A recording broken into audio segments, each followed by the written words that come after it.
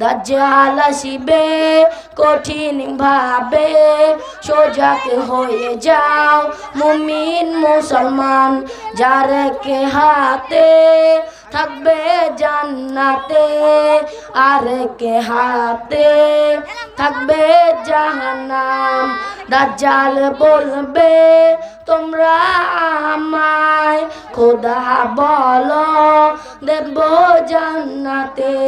দাজ্জালের জান্নাতে যাবে না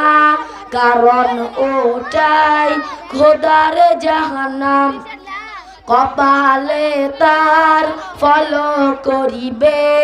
কপালে তার ফলো করিবে আরবি হরফে